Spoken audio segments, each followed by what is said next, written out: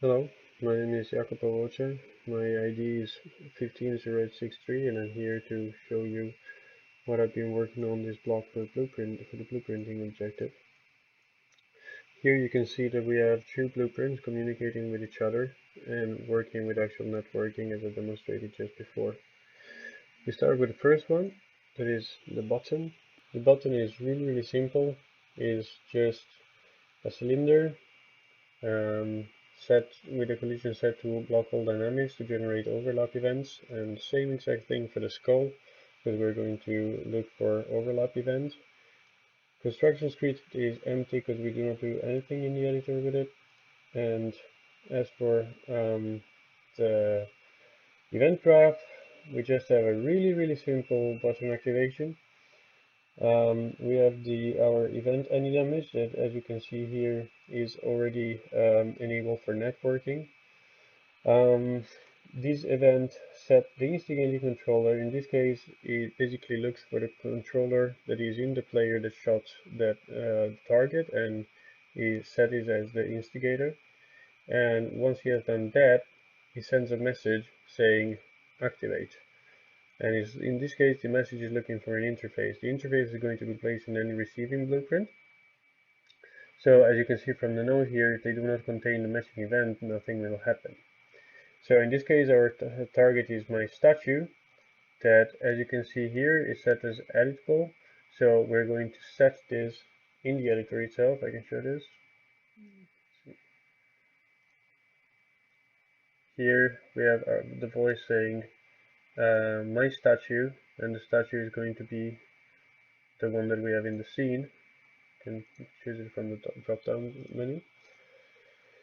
We get the instigating controller as the instigator, and we activate the blueprint itself. So what happens in the statue instead is a bit more complicated. What happens in the statue is basically we're starting from here. Here we're activating our trap. Everything we're doing here is just calling the interface that is basically getting called by the statue just here, as we just saw. And everything we're doing after is being done only on the server, right? So what we're doing is we're setting the instigating controller as the instigator again, and we're just firing off two custom events. There are closed statue and open statue that are just right here, and we're going to see in just a second. And we're firing them with a delay of 1 second between each other. So what do these events do? Open and close statue are two custom events, and this was the tricky part to figure out.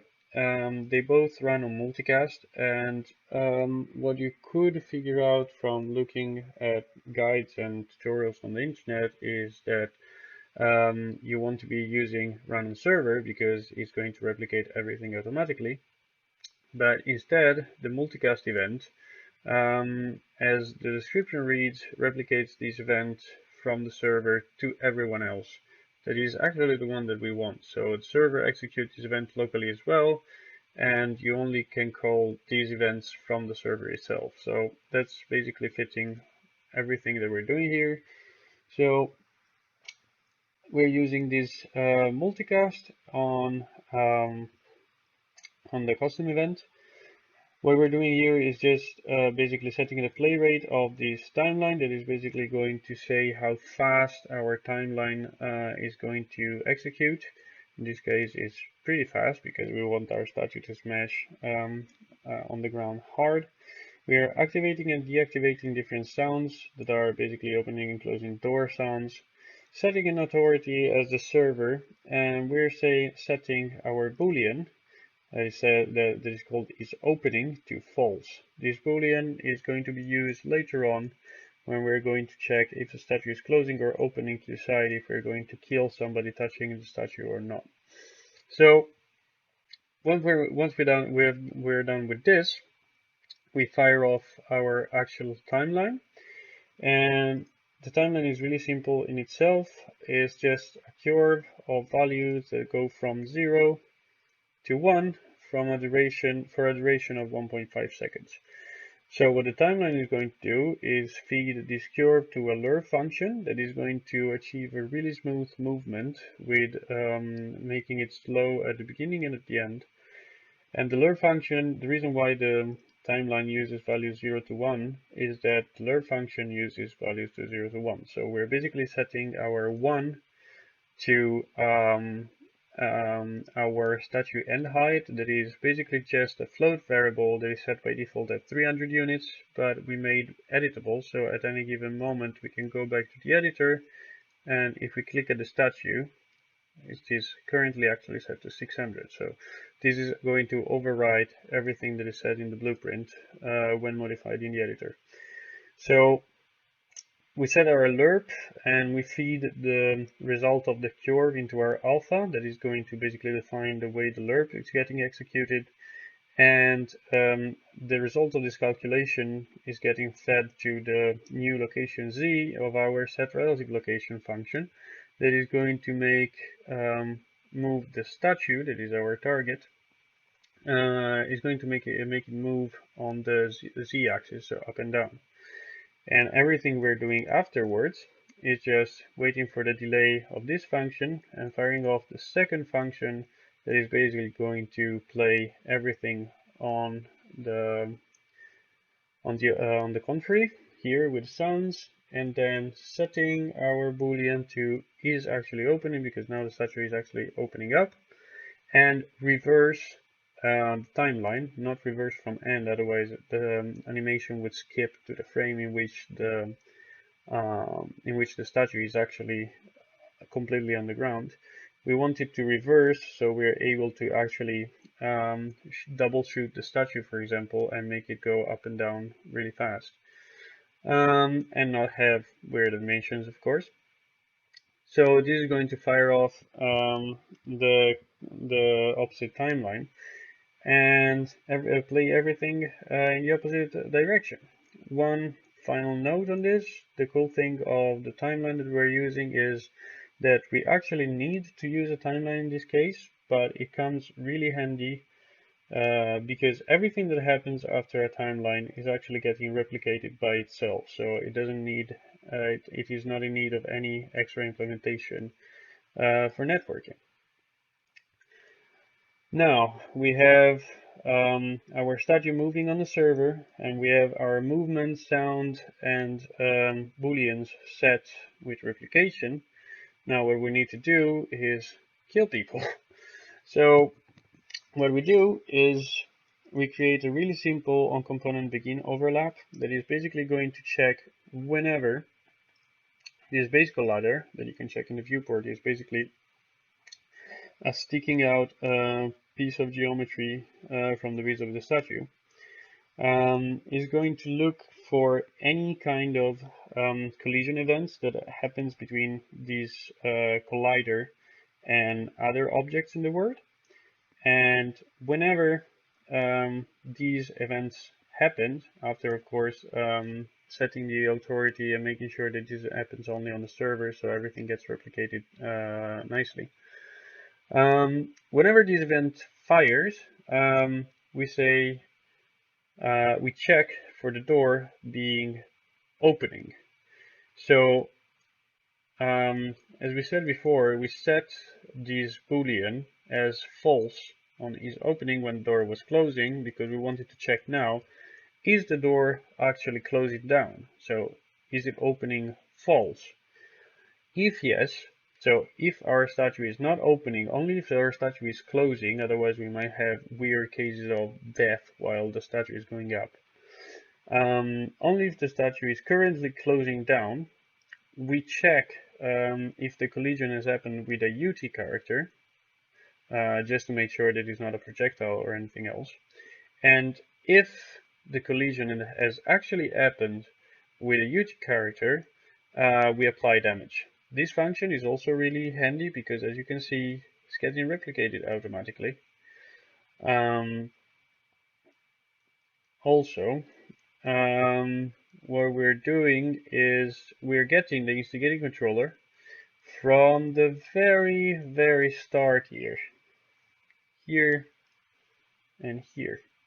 We are basically asking the blueprint who shot the target.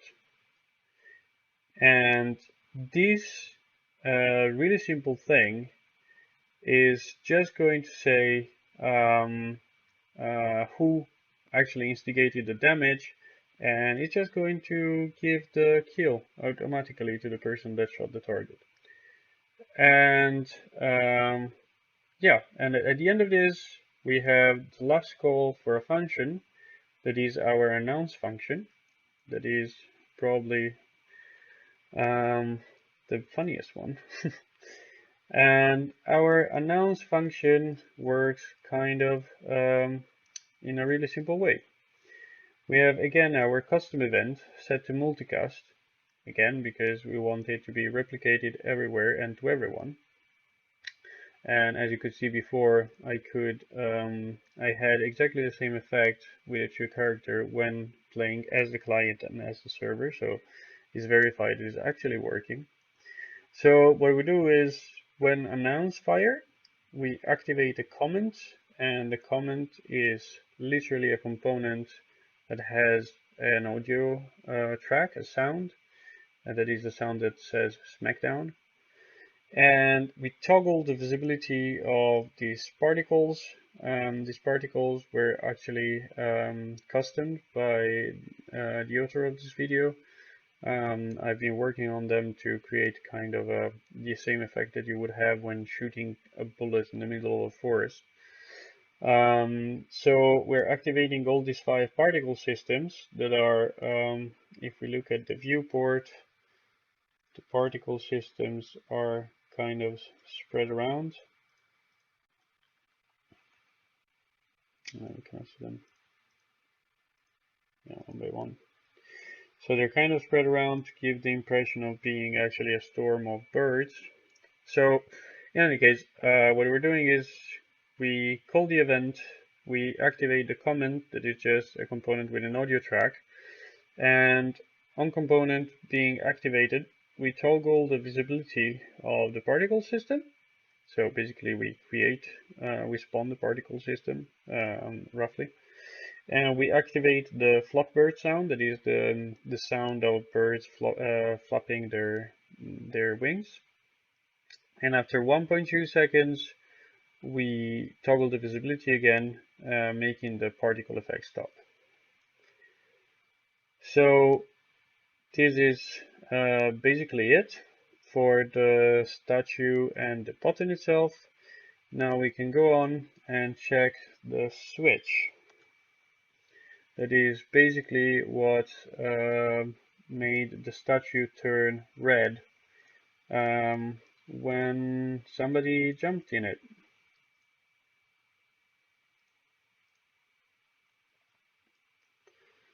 So the switch is really roughly made.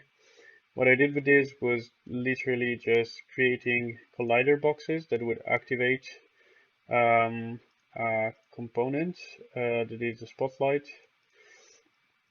So because of the fact that using a capsule collider was making the entirety of the blueprint freak out, so I was forced to use several boxes to actually fit perfectly the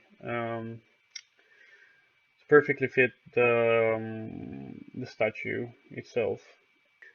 So basically these blueprint work in couples. Let's make it easier. So every 2 blueprints, what we're doing is we're checking if a component begins an overlap event. And if yes, component of course being one of the boxes, if yes, we set the intensity of the spotlight to 10,000. And whenever that overlap ends, we set the spotlight intensity back to 0. And we're doing that for every single box.